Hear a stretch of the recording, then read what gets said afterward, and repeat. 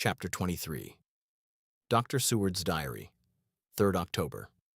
The time seemed terribly long whilst we were waiting for the coming of Godalming and Quincy Morris. The professor tried to keep our minds active by using them all the time. I could see his beneficent purpose by the side glances which he threw from time to time at Harker. The poor fellow is overwhelmed in a misery that is appalling to see. Last night he was a frank, happy-looking man, with strong, youthful face, full of energy, and with dark brown hair. Today he is a drawn, haggard old man whose white hair matches well with the hollow, burning eyes and grief-written lines of his face. His energy is still intact. In fact, he is like a living flame. This may yet be his salvation, for if all go well, it will tide him over the despairing period. He will then, in a kind of way, wake again to the realities of life. Poor fellow. I thought my own trouble was bad enough. But his. The professor knows this well enough and is doing his best to keep his mind active. What he has been saying was, under the circumstances, of absorbing interest. So well as I can remember, here it is. I have studied over and over again since they came into my hands all the papers relating to this monster, and the more I have studied, the greater seems the necessity to utterly stamp him out. All through there are signs of his advance, not only of his power, but of his knowledge of it. As I learned from the researches of my friend Arminius of Budapest, he was in life a most wonderful man. Soldier, statesman, and alchemist, which latter was the highest development of the science knowledge of his time. He had a mighty brain, a learning beyond compare, and a heart that knew no fear and no remorse. He dared even to attend the scholomance, and there was no branch of knowledge of his time that he did not essay. Well, in him the brain powers survived the physical death, though it would seem that memory was not all complete. In some faculties of mind he has been, and is, only a child. But he is growing, and some things that were childish at the first are now of man's stature. He is experimenting, and doing it well. And if it had not been that we have crossed his path, he may be yet, if we fail, the father or furtherer of a new order of beings, whose road must lead through death, not life. Harker groaned and said, "And this is all arrayed against my darling. But how is he experimenting? The knowledge may help us to defeat him. He has all along, since his coming, been trying his power, slowly but surely. That big child brain of his is working. Well, for us, it is as yet a child brain, for had he dared, at the first, to attempt certain things, he would long ago have been beyond our power. However, he means to succeed, and a man who has centuries before him can afford to wait and to go slow. Festina lente may well be his motto." "I fail to understand," said Harker wearily. "Oh, do be more plain to me. Perhaps grief and trouble are dulling my brain." The professor laid his hand tenderly on his shoulder as he spoke. "Ah, my child, I will be plain. Do you not see how, of late, this monster has been creeping into knowledge experimentally? How he has been making use of the zoophagous patient to effect his entry into friend John's home? For your vampire, though in all afterwards he can come when and how he will, must at the first make entry only when asked thereto by an inmate. But these are not his most important experiments. Do we not see how at the first all these so great boxes were moved by others? He knew not then, but that must be so. But all the time that so great child brain of his was growing, and he began to consider whether he might not himself move the box. So he began to help, and then, when he found that this be all right, he tried to move them all alone. And so he progress, and he scatter these graves of him, and none but he know where they are hidden. He may have intend to bury them deep in the ground, so that only he use them in the night, or at such time as he can change his form.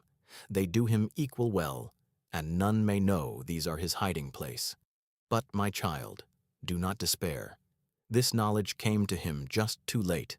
Already all of his lairs but one be sterilized as for him, and before the sunset this shall be so. Then he have no place where he can move and hide. I delayed this morning that so we might be sure. Is there not more at stake for us than for him? Then why not be more careful than him? By my clock it is 1 hour, and already, if all be well, friend Arthur and Quincy are on their way to us. Today is our day, and we must go sure if slow, and lose no chance. See, there are 5 of us when those absent ones return."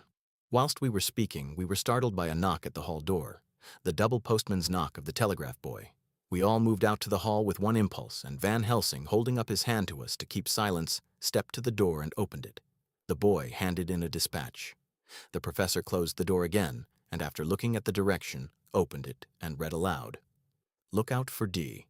He has just now, 12:45, come from Carfax hurriedly and hastened towards the south. He seems to be going the round and may want to see you. Mina." There was a pause, broken by Jonathan Harker's voice. "Now, God be thanked.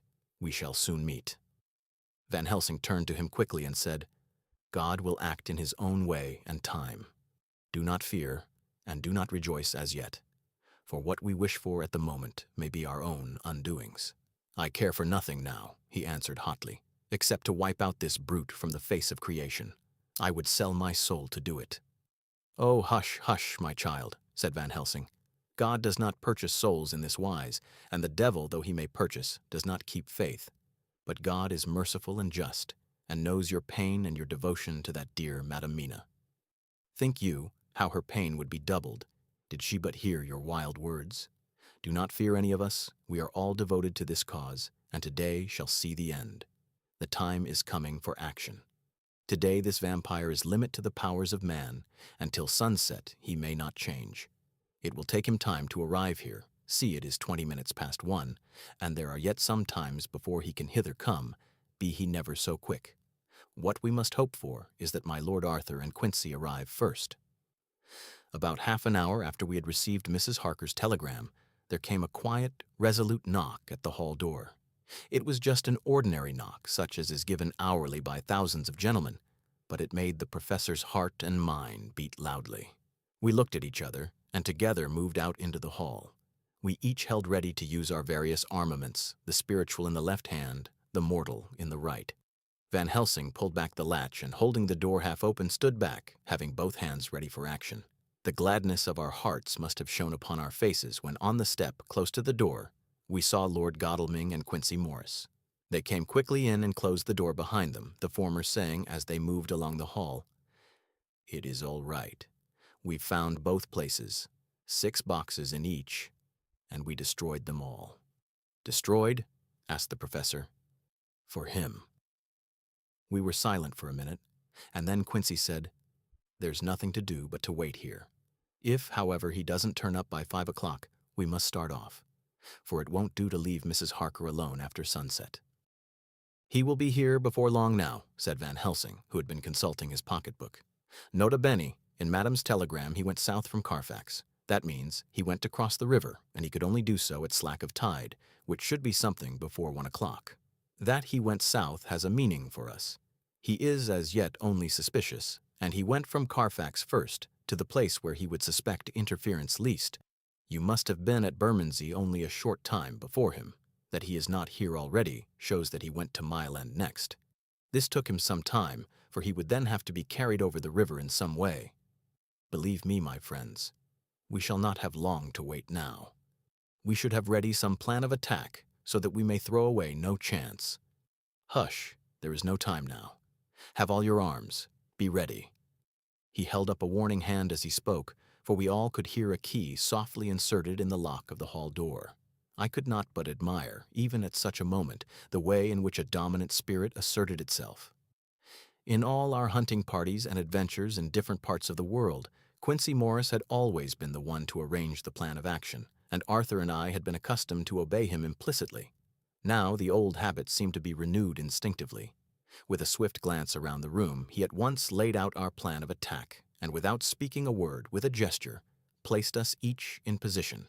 Van Helsing, Harker, and I were just behind the door, so that when it was opened, the professor could guard it, whilst we two stepped between the incomer and the door. Godalming behind and Quincy in front stood just out of sight, ready to move in front of the window. We waited in a suspense that made the seconds pass with nightmare slowness. The slow, careful steps came along the hall. The Count was evidently prepared for some surprise, at least he feared it. Suddenly, with a single bound, he leaped into the room, winning a way past us before any of us could raise a hand to stay him. There was something so panther-like in the movement, something so unhuman that it seemed to sober us all from the shock of his coming. The first to act was Harker, who with a quick movement threw himself before the door leading into the room in the front of the house. As the Count saw us, a horrible sort of snarl passed over his face, showing the eye teeth long and pointed, but the evil smile as quickly passed into a cold stare of lion-like disdain. His expression again changed as, with a single impulse, we all advanced upon him. It was a pity that we had not some better organized plan of attack, for even at the moment I wondered what we were to do. I did not myself know whether our lethal weapons would avail us anything. Harker evidently meant to try the matter, for he had ready his great kukri knife and made a fierce and sudden cut at him.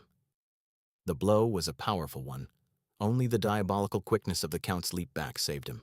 A second less, and the trenchant blade had shorn through his heart.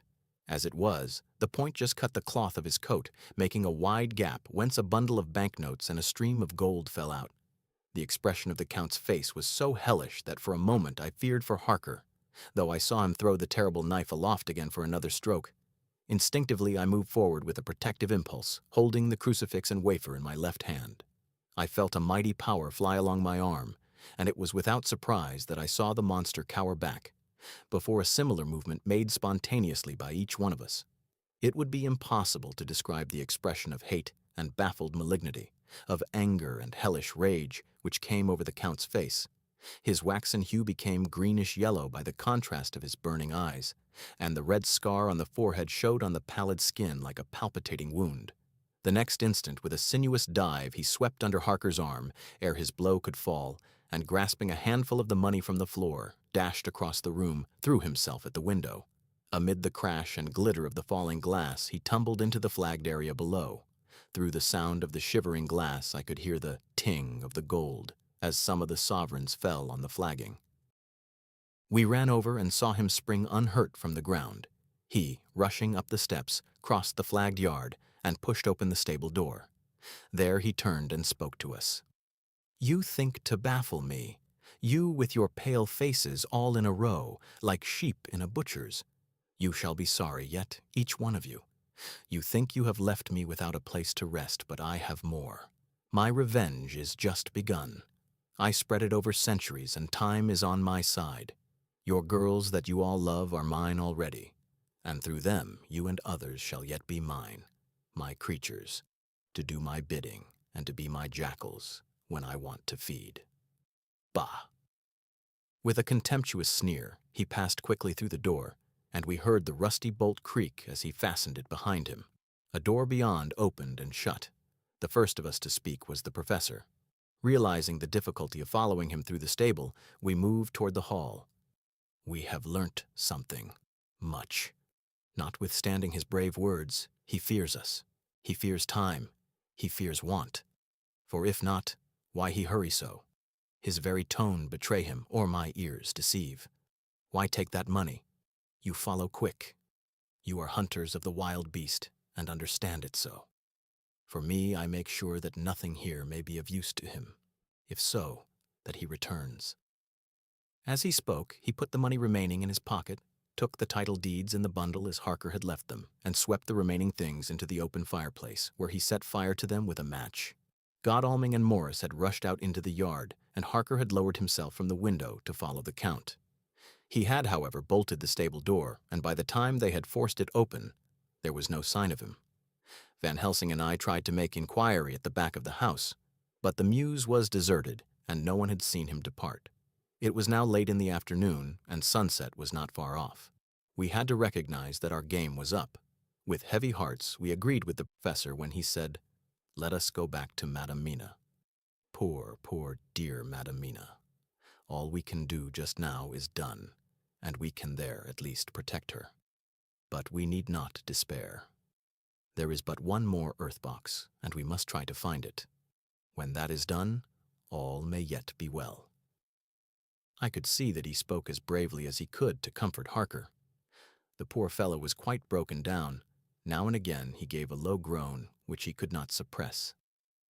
He was thinking of his wife. With sad hearts we came back to my house, where we found Mrs. Harker waiting us, with an appearance of cheerfulness which did honor to her bravery and unselfishness. When she saw our faces, Her own became as pale as death. For a second or two her eyes were closed, as if she were in secret prayer. And then she said cheerfully, "I can never thank you all enough. Oh, my poor darling." As she spoke, she took her husband's gray head in her hands and kissed it. "Lay your poor head here and rest it. All will yet be well, dear. God will protect us, if he so will it, in his good intent." The poor fellow groaned. There was no place for words in his sublime misery. We had a sort of perfunctory supper together, and I think it cheered us all up somewhat. It was, perhaps, the mere animal heat of food to hungry people, for none of us had eaten anything since breakfast, or the sense of companionship may have helped us. But anyhow, we were all less miserable, and saw the morrow as not altogether without hope. True to our promise, we told Mrs. Harker everything which had passed, and although she grew snowy white at times when danger had seemed to threaten her husband, and red at others when his devotion to her was manifested, she listened bravely and with calmness. When we came to the part where Harker had rushed at the Count so recklessly, she clung to her husband's arm, and held it tight as though her clinging could protect him from any harm that might come. She said nothing, however, till the narration was all done, and matters had been brought up to the present time. Then, without letting go her husband's hand, she stood up amongst us and spoke. Oh, that I could give any idea of the scene, of that sweet, sweet, good woman in all the radiant beauty of her youth and animation, with the red scar on her forehead, of which she was conscious, and which we saw with grinding of our teeth, remembering whence and how it came. Her loving kindness against our grim hate, her tender faith against all our fears and doubting. And we, knowing that so far as symbols went, she, with all her goodness and purity and faith, was outcast from God. "Jonathan," she said, and the word sounded like music on her lips, it was so full of love and tenderness. "Jonathan, dear, and you all my true, true friends, I want you to bear something in mind through all this dreadful time. I know that you must fight, that you must destroy, even as you destroyed the false Lucy, so that the true Lucy might live hereafter. But it is not a work of hate.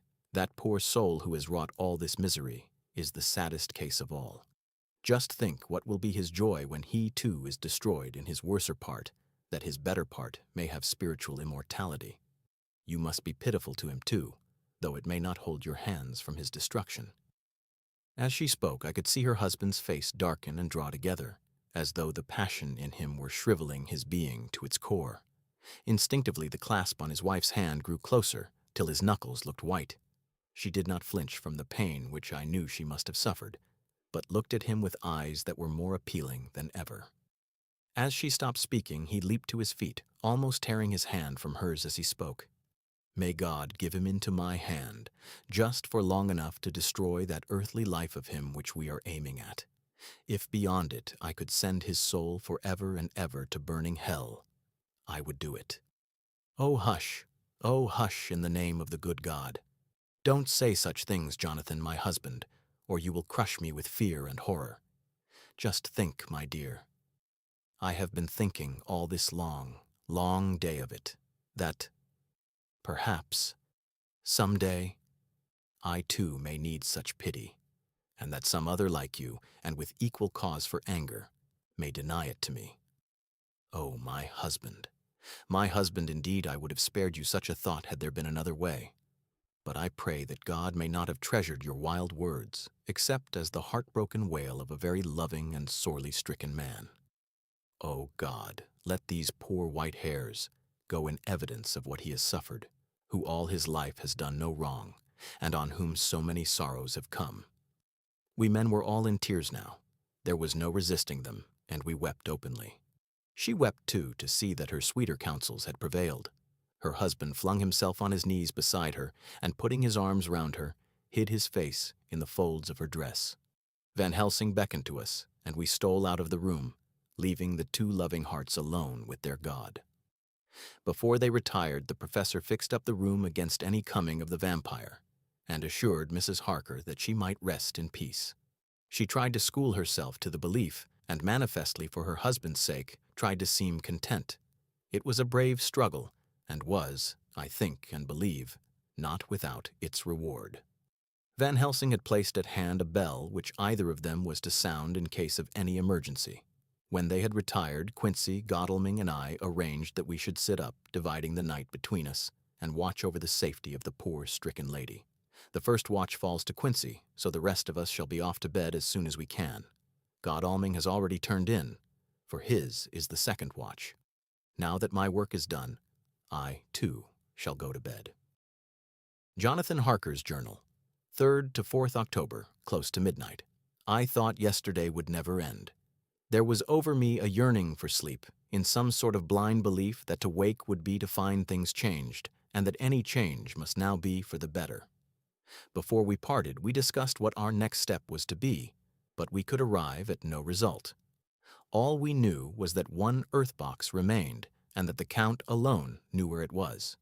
If he chooses to lie hidden, he may baffle us for years. And in the meantime, the thought is too horrible. I dare not think of it, even now.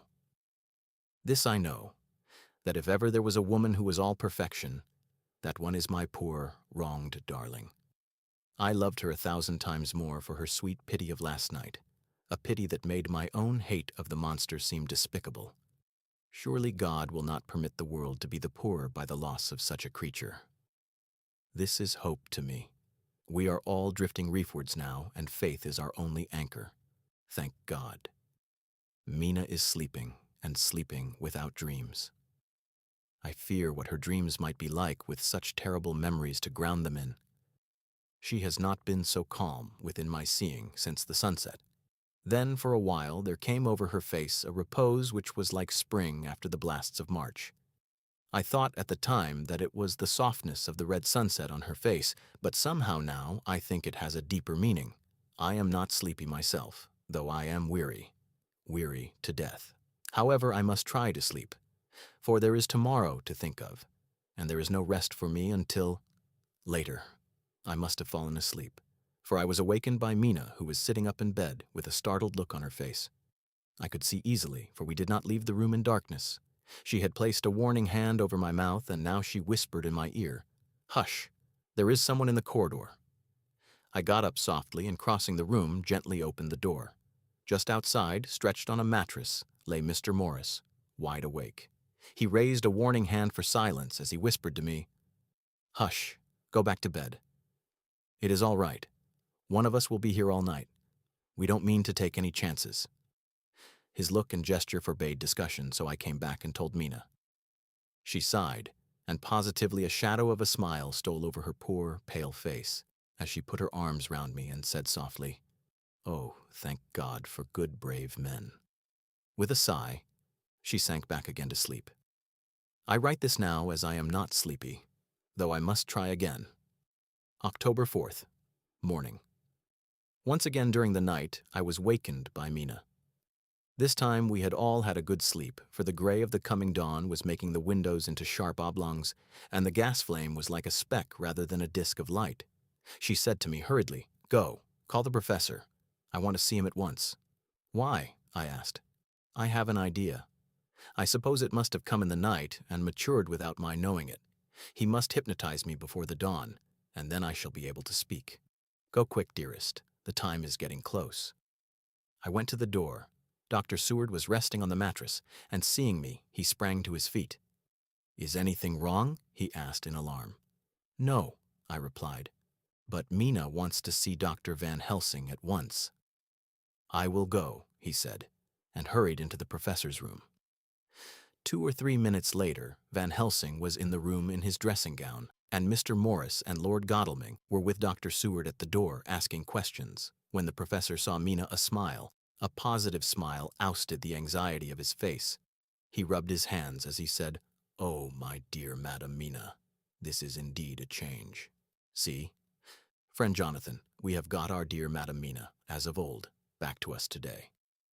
Then turning to her, he said cheerfully, "And what am I to do for you?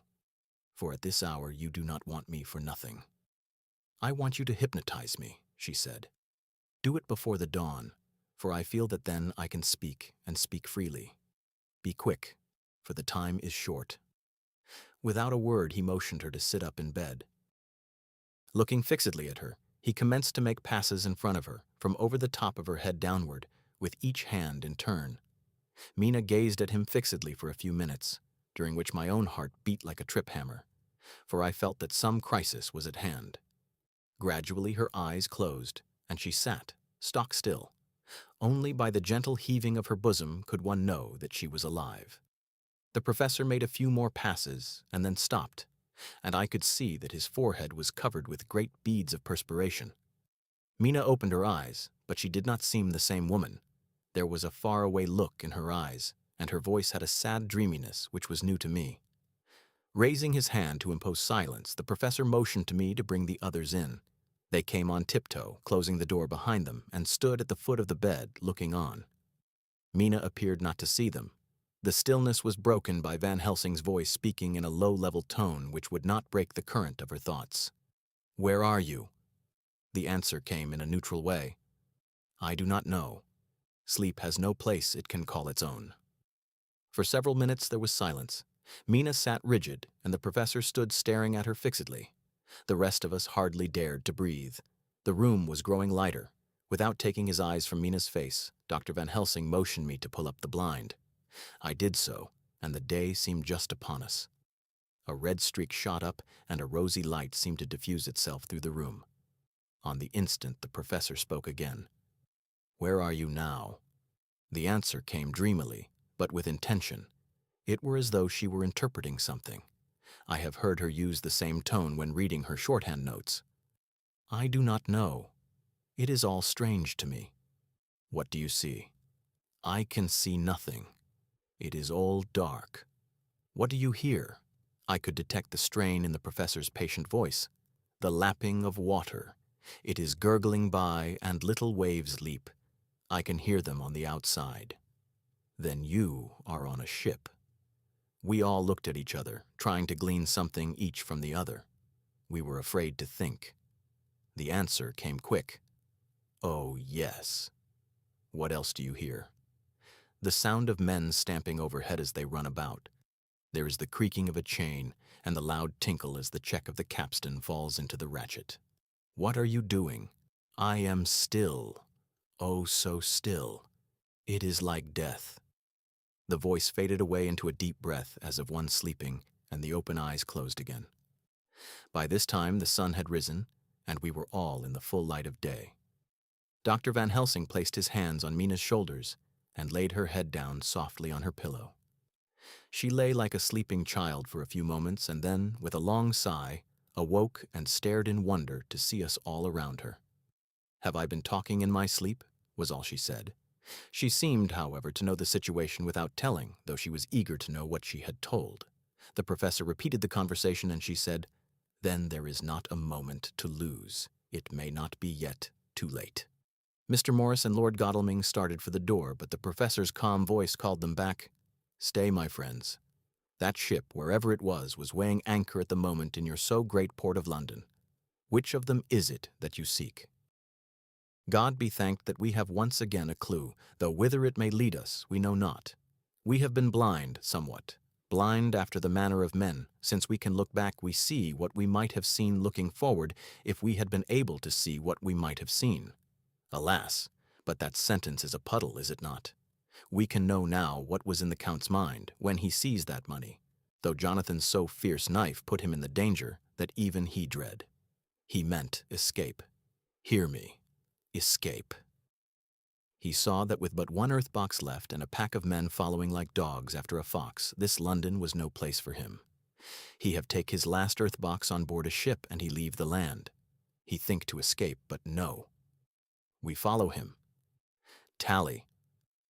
Ho, as friend Arthur would say when he put on his red frock. Our old fox is wily. Oh, so wily, and we must follow with wile. I too am wily, and I think his mind in a little while. In meantime we may rest and in peace, for there are between us which he do not want to pass, and which he could not if he would, unless the ship were to touch the land, and then only at full or slack tide. See, and the sun is just rose, and all day to sunset is us.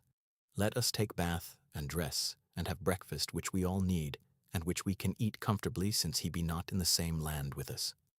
Mina looked at him appealingly as she asked, "But why need we seek him further when he has gone away from us?"